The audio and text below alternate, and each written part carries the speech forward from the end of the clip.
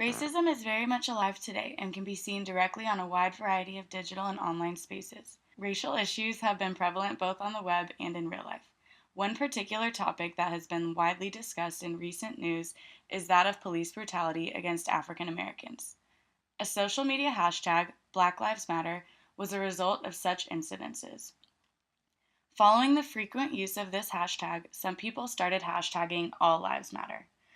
The hashtag Black Lives Matter was not designed to say that all lives are not important. It is addressing a very specific phenomenon that occurs against a very specific race.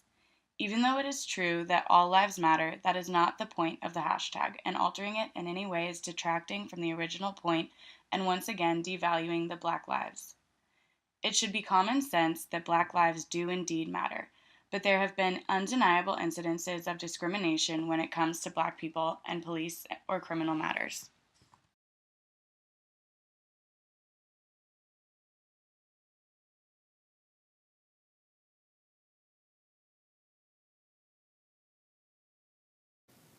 As a liberal, I am often asked, why is there even a hashtag on Twitter called Black Lives Matter? Don't all lives matter? Isn't the hashtag just another way to divide America? Wouldn't the blacks be offended if I used the hashtag White Lives Matter? Signed, bunch of people on Twitter. First, let me start by thanking you for your questions, bunch of people on Twitter. The Black Lives Matter hashtag was created after the death of Trayvon Martin at the hands of wannabe cop George Zimmerman. Since then, it has expanded to address other issues surrounding race and racism in this country.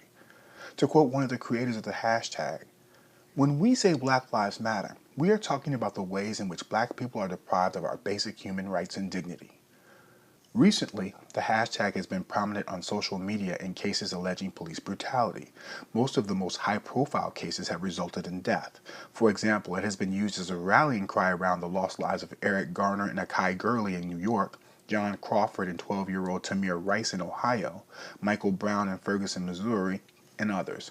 The circumstances surrounding these deaths vary greatly and can probably be ranked from somewhere between tragic to, okay, that's bullshit. But all of these cases have involved unarmed black people being killed by police officers.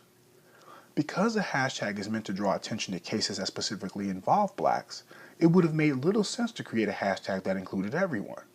If your cause is, for example, Second Amendment gun rights, and you create the hashtag Second Amendment, it would be odd for someone to come along and argue that it should be called all amendments. In fact, you would wonder if the folks that suggested it were trying to gloss over your issue. Why would talking about one amendment trivialize or dismiss the others? After all, everyone knows that the First Amendment matters too, right?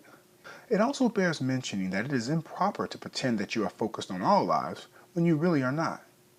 People in America, and I mean for the most part all people crossing all racial and ethnic boundaries, do not doubt that white lives matter.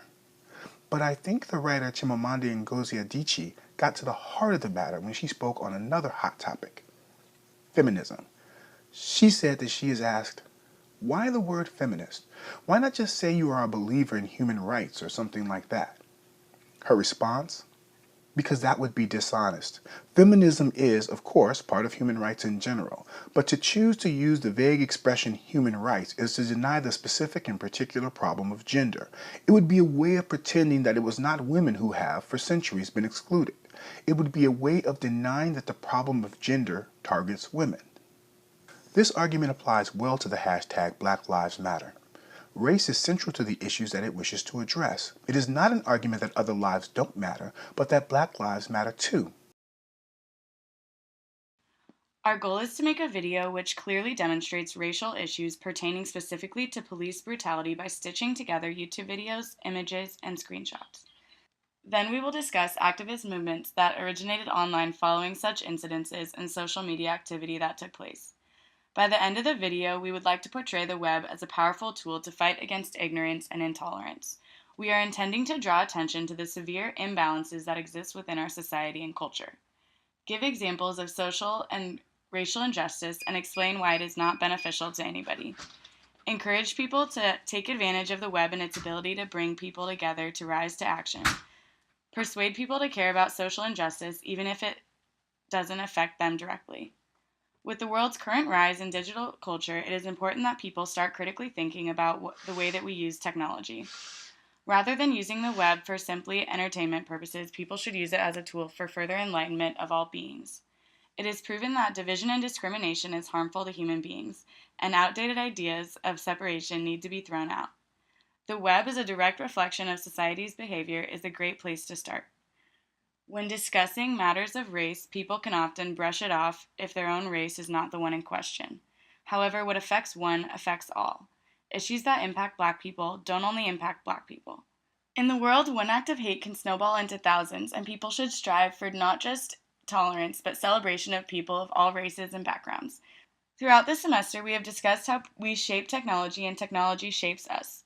Our point is that the web has the power to shape us for the better. As demonstrated in the article we read about social movements in Egypt, successful revolutions have the power to begin online. In the article, it was stated that people from all conditions, including the urban poor, religious minorities, and a large portion of women, came to have their voices be heard. For this moment in time, there was no discrimination amongst one another, and everyone from different backgrounds came together to fight for the same cause. None of these events could have been nearly as successful without the presence of social media. These online spaces allowed people from near and far to find others with the same mission and collaborate on an equal level.